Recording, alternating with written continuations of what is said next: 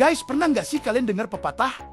Burung elang kalau dikurung di kandang ayam, ya tetap aja nggak bisa terbang tinggi. Nah, kira-kira begitulah nasib Megawati Hangestri Pertiwi akhir-akhir ini. Dari pemain yang bikin geger di Korea Selatan, disanjung media internasional, dielewek-elukan publik sebagai simbol kebangkitan voli Indonesia. Sekarang balik lagi ke tanah air, tapi malah kayak kehilangan sayap. Pertanyaannya, Meganya yang redup atau justru timnya yang belum terang?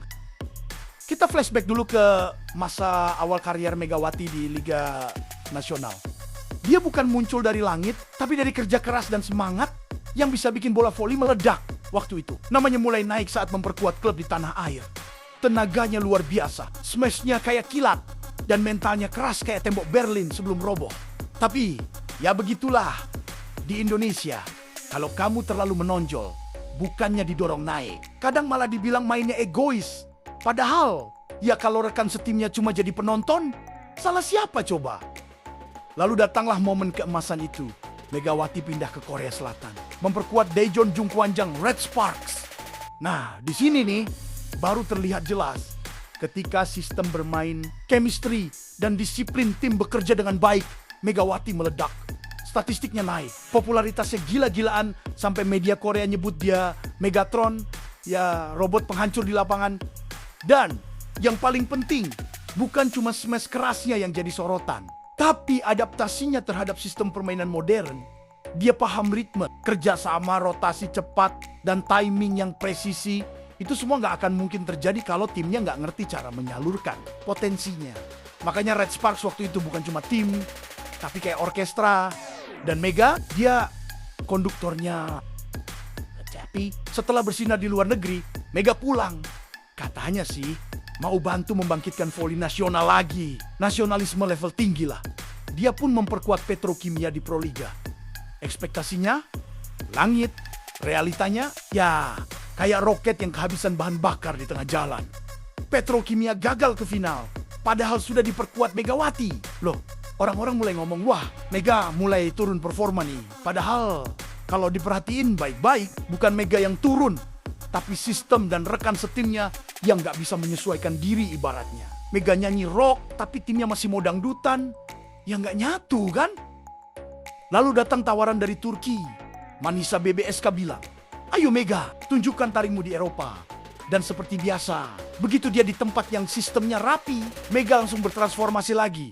Baru pertandingan pramusim aja Manisa udah mulai tampil beda. Mini turnamen menang, performa tim naik signifikan. Lihat kan, Mega itu bukan sekadar pemain, tapi katalis. Masalahnya, katalis itu cuma bisa bekerja kalau reaksi di sekitarnya mendukung. Kalau timnya nggak ngerti cara main bareng, ya hasilnya tetap ledakan kecil, bukan kebangkitan besar. Nah, sekarang Mega balik lagi ke Surabaya.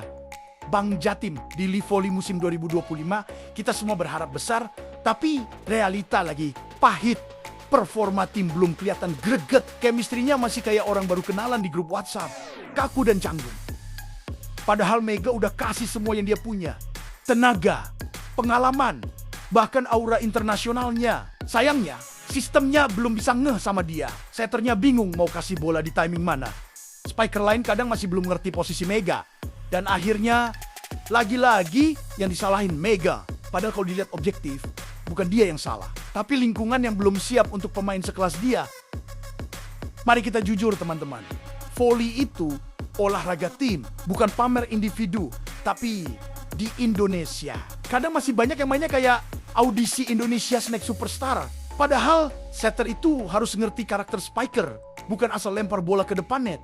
Dan Mega, dia sudah di level internasional, di mana semuanya serba presisi. Kalau ritme nggak pas 0,2 detik aja, bisa gagal total. Jadi kalau klub nasional belum bisa menyesuaikan levelnya, ya jangan salahkan Mega. Salahkan sistem yang nggak berkembang, salahkan latihan yang masih setengah hati, dan salahkan ego yang terlalu besar di lapangan. Sampai lupa, voli bukan soal siapa yang paling kelihatan, tapi siapa yang paling kerjasama. Jadi kesimpulannya sederhana, Megawati Hangestri bukan redup.